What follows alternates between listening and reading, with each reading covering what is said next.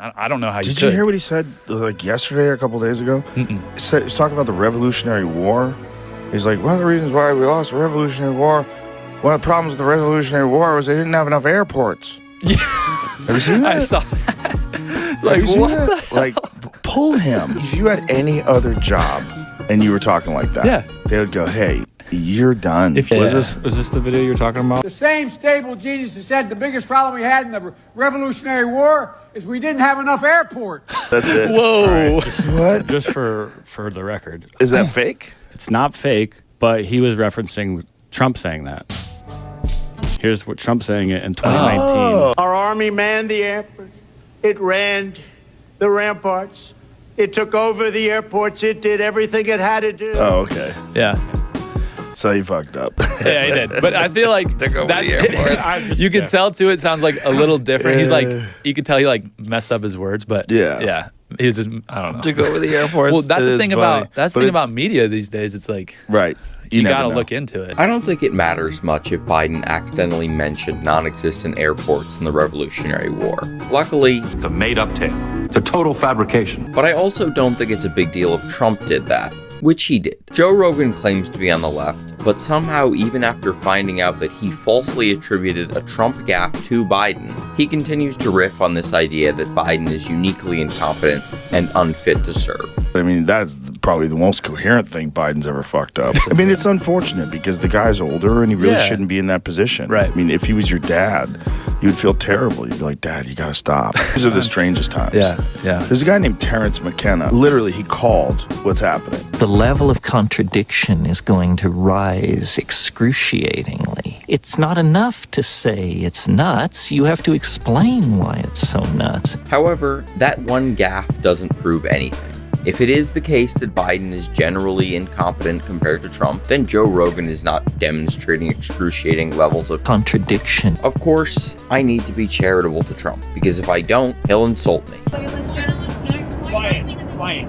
And threaten to take away my broadcast license. I think the license should be taken away from ABC because your news is so fake. We have a great chairman who should look at that. I mean, look, we can do this the easy way or the hard way. If I go so far as to call the Gulf of America by its internationally recognized name, I'll lose access to the White House. I'm a very strong person for free speech. So what did Trump have to say about this minor, insignificant slip-up? I guess the rain knocked out the teleprompter, and actually right in the middle of that sentence, it went out. Oh, that makes sense. He just didn't have the speech memorized, and he was reading off a teleprompter, so he had to ad-lib when it went out. No, it's not that. I knew the speech very well. So I was able to do it without a teleprompter. And it was actually hard to look at anyway because there was rain all over it. Bro, what are you talking about, man? Well, that doesn't make any sense. He just abandoned the excuse that he couldn't read the teleprompter and said that he had the speech memorized. Also, he said that the Continental Army was named after the great George Washington. For the record, his name is not George Continental Washington. He was also talking about the Battle of Yorktown. Cornwallis is not of Yorktown. He was a British general. Yorktown is in Virginia. I gotta stop saying these true things, though. Giving negative coverage to Trump makes me fake news. When you're 97% negative to Trump, and then Trump wins the election in a landslide, that means obviously your news is not credible. Let's prove that Biden was a walking corpse who had no idea what he was doing. He had bad balance, he was always stumbling on stairs and falling over, and Sleepy Joe's been falling asleep at public events since he was vice president. It seemed like he would just get lost and wander off sometimes, and he always seemed like such a creepy old man the way he was so handsy with little girls and smelled their hair. And who wants to hug Hillary Clinton for this long? Worst of all, by the end of his term, sometimes he couldn't even get out a coherent point. Making sure that we're able to make every single solitary person eligible for what I've been able to do with the COVID.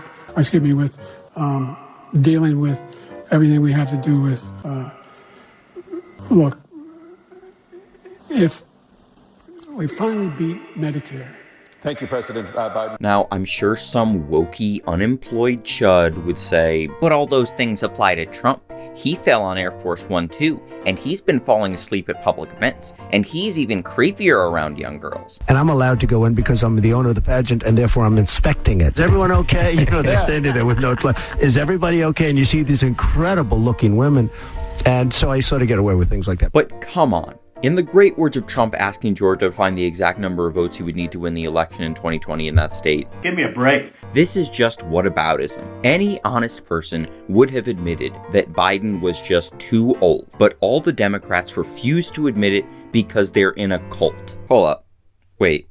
I think I might be actually misremembering. Didn't nearly all the alternative and mainstream left-wing media figures criticize Biden's debate performance? You're gonna put on a guy who can't even talk, who can't even sit there and look normal. New York Times op-ed page. There's a bunch of people who are saying it's time for him to go. President Biden is my friend. He must bow out of the race. Biden cannot go on like this. Top Democrats on Biden's debate, bad to worse, emperor has no clothes. This cannot be real life. If he could prove he wasn't too old, I think Biden would beat Trump. He didn't prove that the other night. In fact, he failed. A president who they do not necessarily believe can do this for another 4 years. He is markedly worse today than he was 4 years ago. Party strategists, elected officials, fundraisers. They're having conversations about the president's performance, which they think was dismal. Should we go to the White House and ask the president to step aside? Should prominent Democrats go public? Didn't a bunch of Democratic lawmakers, including Obama, tell him to drop out? And then didn't he drop out? I know that clip compilation I made was irrefutable proof that Biden was too old to be president and Trump was the better candidate, but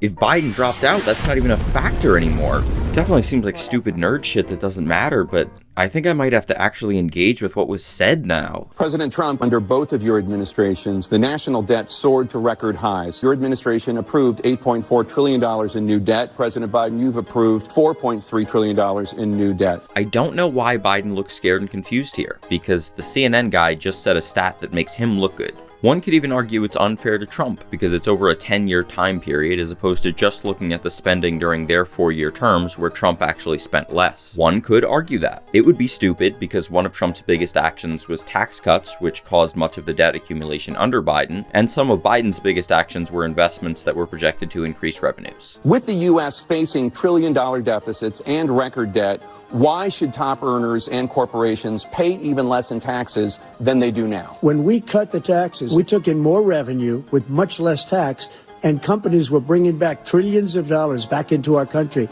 The country was going like never before. Oh, I've seen this one before. When I sign this bill into law, America will have the lowest marginal tax rates. It encourages risk-taking, innovation, and that old American spirit of enterprise. We'll be refueling the American growth economy. It's kind of counterintuitive, but I mean, that makes sense. This Reagan guy's really smart. If you just always increase taxes, that's not always going to increase revenue. I can't believe nobody thought of this before, because we have thought of this before. It's called a Laffer Curve. People have been writing about and studying it for hundreds of years. I'm not an economist or historian, and economic policy is incredibly complicated, so I really don't feel comfortable giving you an oversimplified narrative about it, but I guess I have to, because slowly going through studies is not going to be as convincing as these celebrities talking with absolute conviction. Nothing bad can happen, it can only good happen. If you charge 10% tax on rich people, they like it, but you don't make enough money to fund important stuff. If you charge 90% tax on rich people, they don't like it, and they leave, or are less productive and don't make enough money to fund important stuff. So the best top tax rate is somewhere in the middle, and it depends on where and when you are. During World War II, the top tax rate was 94%, but in 1964, it was cut to around 70%, and the rich people grumbled and lobbied and found loopholes like they always do. But America continued to be the world's leader in wealth and innovation. Then Reagan said, well, no, that's much too high. It should be less than 30%. Also, I know we aren't at war right now, but low-key, wouldn't it be kind of funny if we increased the military budget by $100 billion? And the rich people cheered as the national debt and wealth inequality started rising. Believe it or not, the leading economists actually disagree with the celebrities turned politicians who are lobbied by the ultra-wealthy, and they say the ideal tax rate for the richest people in the country right now is somewhere around 50 to 70%. Trump made it slightly lower than it was, which is worse for the debt, and Biden didn't even want to raise it to the lower lower threshold of what would be ideal. He only wanted to increase it to what it was before Trump cut it, while leaving the cuts for low and middle income earners alone. We were ready to start paying down debt. We were ready to start using the liquid gold right under our feet, the oil and gas right under our feet. We were not ready to start paying down the debt. As I said, Trump's first term was projected to increase the debt over 10 years. As for the liquid gold right under our feet, the U.S. had record high extraction of oil and gas under the Biden admin. We got hit with COVID. We did a lot to fix it with all of the therapeutics and all of the things that we came up with. Some of Trump's spending was in response to COVID, like Operation Warp Speed or the stimulus checks, but even taking a generous estimate, that would only account for about half of his spending, which would put him about on par with Biden, except if we take out Trump's COVID spending, then we need to also take out Biden's, which would leave Trump still being significantly above Biden. And this is not responsive to the question about the debt at all. Remember, more people died under his administration. It's true that there was more deaths under the 16-month period that Biden oversaw the pandemic than the 11-month period that Trump did. It's just obviously stupid because when you control for duration of time, it was about the same rate of deaths. Even though we had largely fixed it. That's just not true at all. When Trump left office, COVID was the worst it had ever been and getting worse in terms of deaths and cases. It doesn't make any sense to blame Biden for every single COVID death when there were 20,000 people dying a week when he came into office. Granted, this whole framing is ridiculous because whichever of them was in office was not the main thing determining how many people died of COVID. I'm only addressing it because this is apparently very relevant to the national debt and why rich people need to pay less tax. The vaccine went out. He did a mandate on the vaccine, which is the thing that people most objected to about the vaccine. All right, so Trump's attacks on Biden so far is he didn't do enough to prevent COVID deaths and he did too much to prevent COVID deaths. We're obviously not talking about the question at all anymore because it's a losing topic for Trump, but if we were still talking about the debt, I would mention that more people taking the vaccine would cause less people getting severely sick, increasing productivity and reducing the debt. As for the vaccine mandates, Trump didn't actually make a claim about a vaccine mandate being bad. He just said that people object to it. I'm not taking a stance on who, if anyone, should be required to take any particular vaccine. It is subjective value judgment dependent on many factors. I just want to establish reality. Politicians and public health officials did not say that the vaccine would be 100% effective at preventing infection or transmission, or that they would have no side effects. I have multiple family members with comorbidities, and I was paying very close attention when the vaccines were announced. On the news, Dr. Fauci and Biden made statements that I thought were somewhat vague.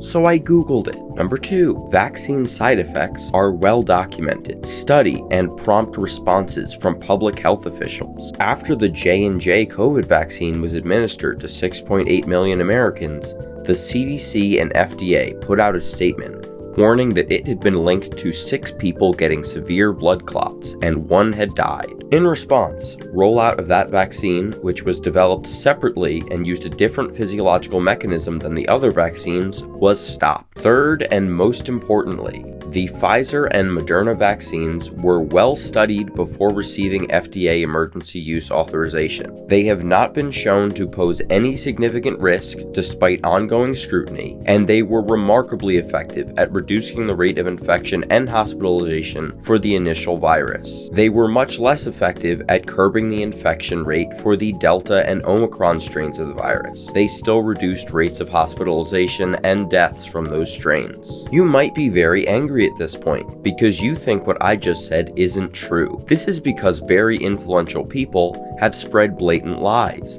and I will now go point by point to demonstrate such. I'm sorry for sounding so congested. I got sick while making this video, but I do want you to keep in mind that my ops sound like this. I think those vaccines we need to have, again, true double-blind placebo-controlled trials on that. Wow, what a pointed, specific, good faith criticism. I can't wait to hear him go into the specifics of how the trial was run and the importance of double-blind placebo-controlled trials. There's 25% of Americans who believe that they know somebody who was killed by a COVID vaccine. Oh no, we're just doing that thing again where we appeal to the fact that a lot of people believe something. We'll get back to that. But let's deal with the first claim. Did we have true double-blind placebo-controlled trials? Technically, no. Do we need to have those trials? Also, no. Because we did have observer-blind placebo-controlled trials. But what's the difference? There isn't a meaningful difference. But I don't expect you to just take everything I say as gospel like the current head of Health and Human Services does, so I'll explain it. We need 2 groups per trial, the experimental group who we give the vaccine, and the placebo group who we give saline. This is a single blind, because none of these people know if they got the vaccine or not, but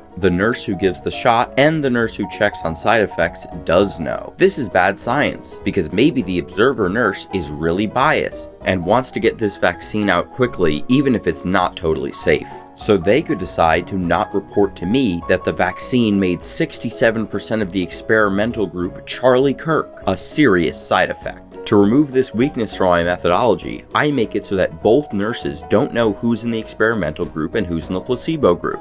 Uh-oh, there's an issue. The vaccine requires specific preparation and looks different from saline, so the nurse that gives the vaccine is gonna know whether she's giving the vaccine or the placebo. That's it.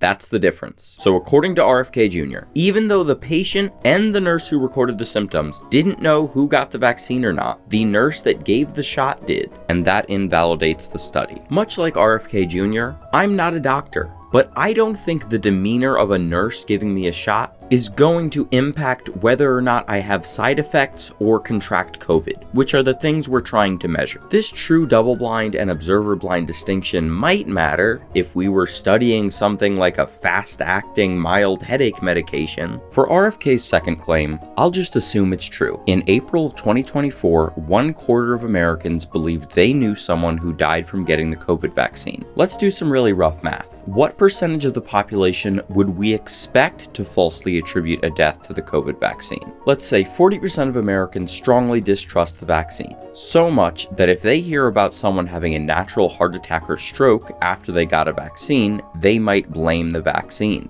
Let's say each of these people know a modest 200 people. We'll just ignore the fact that a person answering if they knew someone who died from a vaccine would likely say yes, even if it wasn't someone they actually knew, but had only heard about. 80% of the US got at least one COVID shot. Then we multiply that by the odds that an average American dies of a heart attack or stroke in any given year, ignoring all the other deaths that could be falsely attributed to a vaccine. This interview is in 2024, so we'll say 3 years. With these lowball numbers, we would expect 28.8% of Americans to falsely believe they know someone who died from a COVID vaccine, which is even higher than RFK Jr.'s 25% belief figure. But hold on a minute. The first number in our math was an estimate that 40% of Americans strongly distrust the vaccine. If it's not dangerous, then why would people even believe that? If you look at the Pfizer vaccine, there were 22,000 people in the placebo group, 22,000 people who got the actual vaccine. People who got the vaccine had a 23% higher death rate from all causes at the end of that study. I'm going to prove this is wrong, but can we just take a second to acknowledge how ridiculous this claim is at face value? He's saying that Pfizer's own data that they put out and got approved by the FDA showed that the vaccine made participants 22% more likely to die. Here's the study. It has the number of participants he said. 2 people in the vaccine group died. The fact that some of them died is not surprising. People die all the time. Here's a chart from the CDC. The older you are, the more likely you are to die, and the study's participants were 16 or older. So we will take the incredibly low death rate of 100 per 100,000. But that's for a whole year. The study was over 110 days. Given this data, which is heavily skewed to give a low number, we would expect 6.6 dead people by the end of the study. So the actual fact is people who got the vaccine had a 70% lower death rate from all causes at the end of that study. Well, no, he wasn't comparing to the general population. He was comparing to the placebo group. 4 people in the placebo group died. That would be a 50% decrease in deaths in people who got the vaccine. Except actually none of the deaths in the study were linked to the vaccine or COVID, and it would be incredibly stupid to be focused on all-cause mortality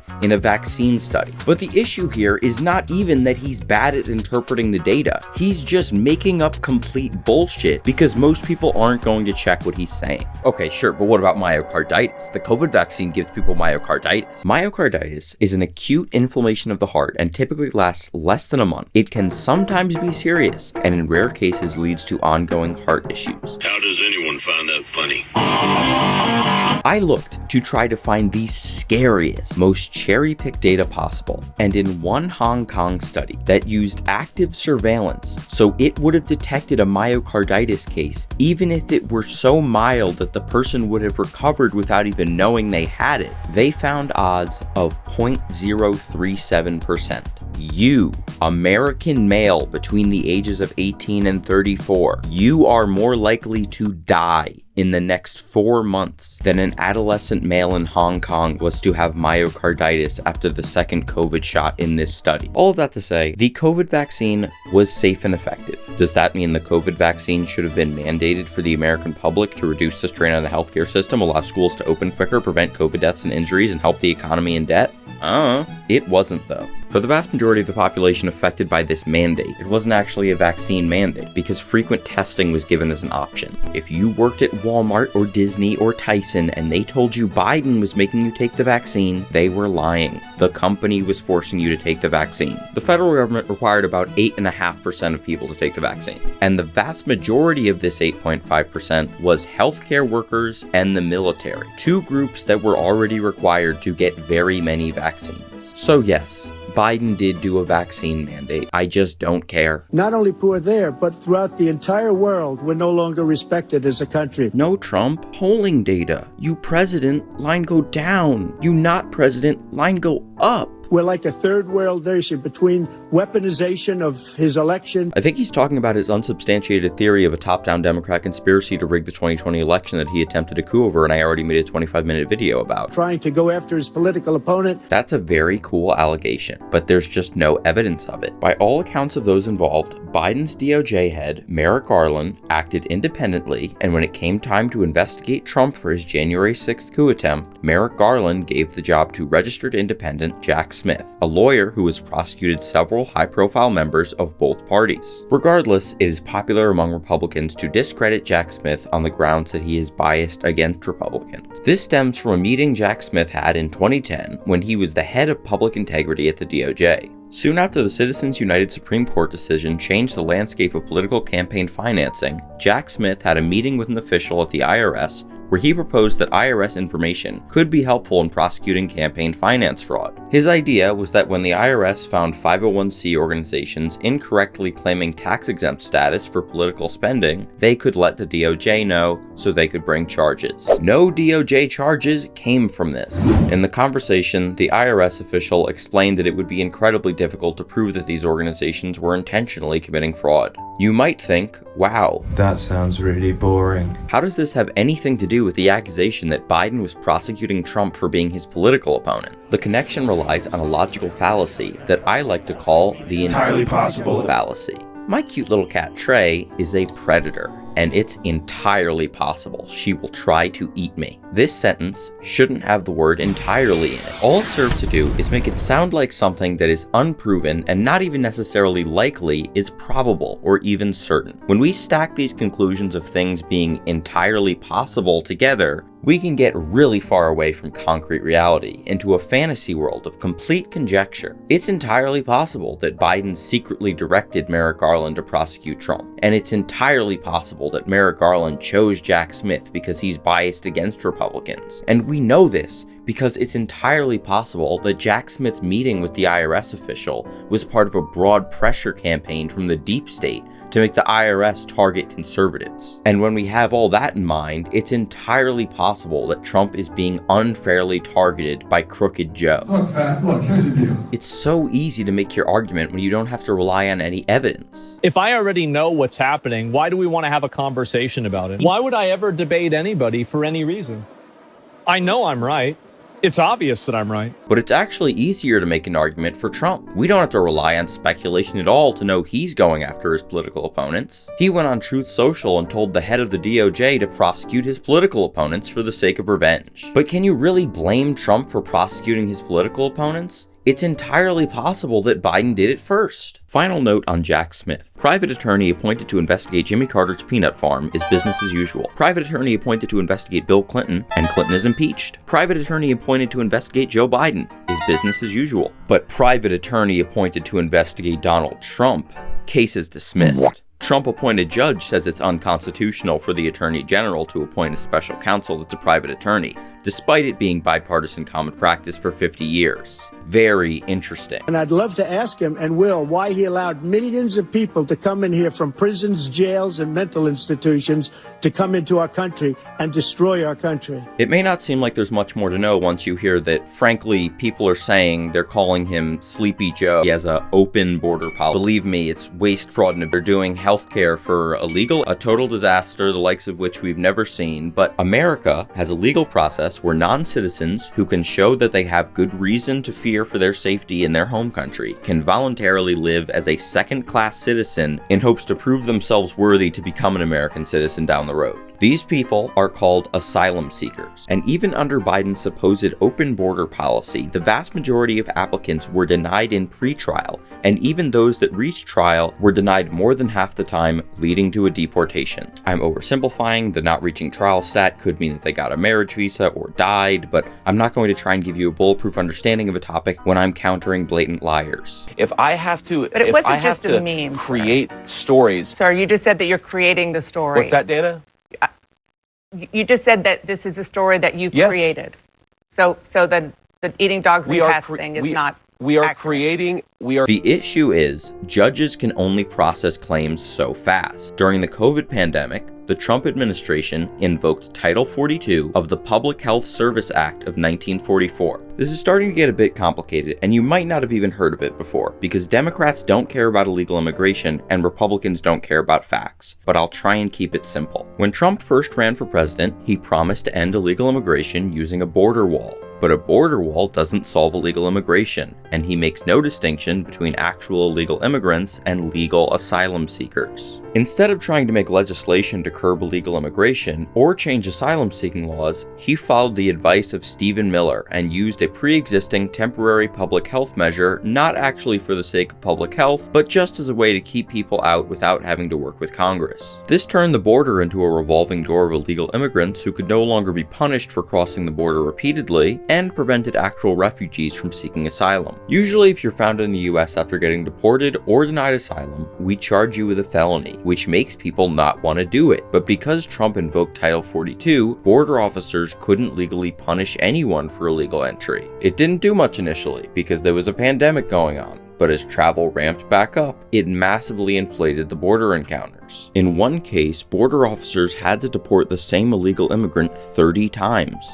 but because of Trump, they couldn't punish them. I know this graph says illegal immigration, but it actually shows border encounters, and as you can see, encounters started rising exponentially under Trump. Well, you would be able to see that, except he intentionally mislabeled when he left office to be a year earlier than it was. So when Biden came into office, there was already a huge and growing stockpile of people on a merry-go-round at the southern border. Some of them were legitimate asylum seekers, and others were just looking to come in illegally. Because of Title 42, Biden had to fight to let any of them make their case to a judge, but he managed to get some carve-outs, like for people who needed emergency medical attention. When the pandemic ended, it triggered the end of Title 42, returning the border to its normal rules. Under Obama, a man who deported more illegal immigrants in his first term than Trump did, asylum seekers could expect to have their day in court in about a year and a half. So we could kick out the frivolous cases and give visas to refugees. That's still a long time. Yeah, I've got time. But it was short enough that it made people less likely to apply if they didn't have a legitimate case. Remember, if your case is denied and you come back in, we put you in prison. But in 2023, when all the asylum seekers tried to come in at the same time, the courts became overwhelmed. Now, instead of a year and a half wait list, it was 4 years. With the length of time to wait for a hearing more than doubled, the illegal immigrants who had been in the revolving door saw a loophole.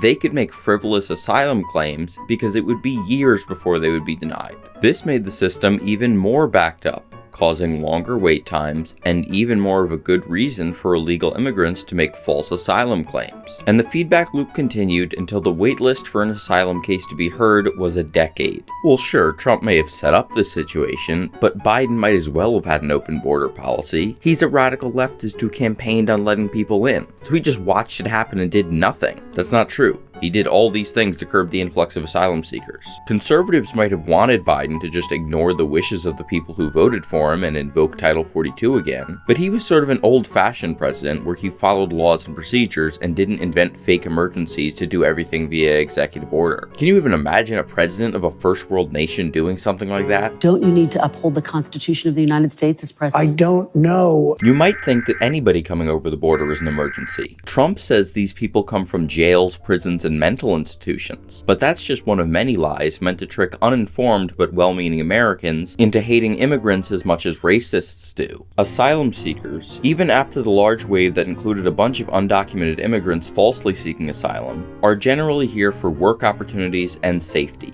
They commit crimes at half the rate of citizens. They also pay federal taxes while not consuming many resources. I have another video breaking down the lie that illegal immigrants are significantly consuming federal healthcare funding. Conservatives like to pretend that some states not requiring you to show ID means illegal immigrants will sway the outcome of elections. There's only 2 swing states that don't have voter ID. Nevada isn't going to work because they have signature matching. So to impact an election outcome, a non-citizen immigrant would specifically need to be in Pennsylvania. ID is required the first time you vote there, so they would need to somehow get the name and address of a registered voter who had voted at least once before but wasn't voting in the current election, because if the person they were impersonating voted before or after them, it would be revealed that they were committing a felony. And sure, Republicans won Pennsylvania in 2024, but hey, it's entirely possible that a significant number of activist illegal immigrants would risk their life in America by trying to commit voter fraud in Pennsylvania. So am I saying the millions of asylum seekers aren't a problem? No. No, what do you mean no? Although they're a net benefit to the economy over time, they can be a serious problem. For example, if you do drywall, you might have to wait longer for a raise if a big group of low productivity workers move to your city.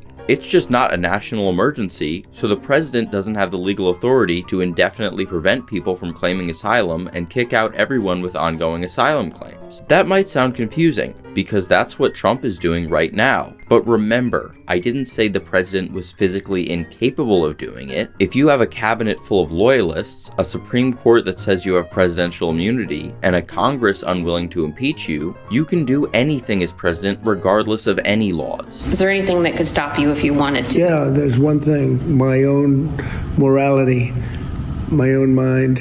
It's the only thing that can stop, and that's very good.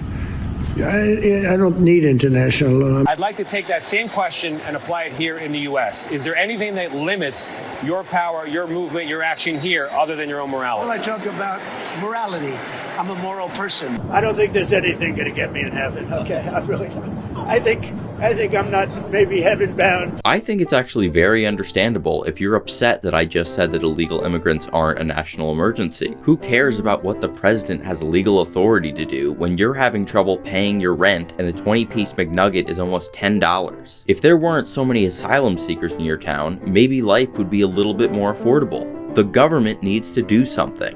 And you're right, the government does need to do something. But maybe it doesn't have to be spending $170 billion on kicking out people looking for work. I'm not president yet, but I'll throw out a couple ideas. We could make the federal minimum wage keep up with inflation. We made it $7.25 in 2009. That would be more than $11 today. And what if we took that $170 billion and used it to build more housing? This would create a huge demand for low productivity workers, and we currently have a shortage of construction workers and housing. And just real quick while we're throwing out ideas. If we reduced our military spending to just match China, Russia, and Germany's combined, we'd have another $400 billion to subsidize housing construction. Sure, this would have serious negative side effects, but not nearly as much as mass deportation does, and it would do way more to help the average American, but I digress. We must stay focused, brothers. Republicans in Congress started working on border legislation immediately after Title 42 expired, but it wasn't until 10 months after that Congress drafted a bill that had bipartisan support. It included 2 things to help fix the border. Biden asked for the bill to add 375 new asylum judges to get through the massive backlog. It also would have quintupled the number of asylum officers. Since many of the asylum claims were from people just trying to exploit a loophole, the thought was that many could be dismissed and deported quickly via interviews with officers trained for such a task.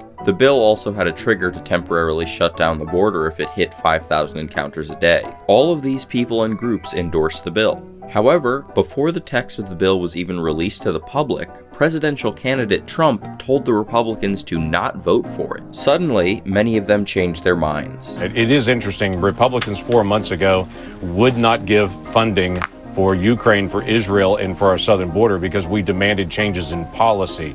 So we actually locked arms together and said, we're not going to give you money for this. We want a change in law. And now it's interesting, a few months later, when we're finally getting to the end, they're like, oh, just kidding. I actually don't want a change in law because it's a presidential election year. We all have an oath to the Constitution, and we have a commitment to say we're going to do whatever we can to be able to secure the border. He was pretty explicit about it. The bill would be a gift to the Democrats and a death wish for the Republicans. I think we can all agree with Trump here.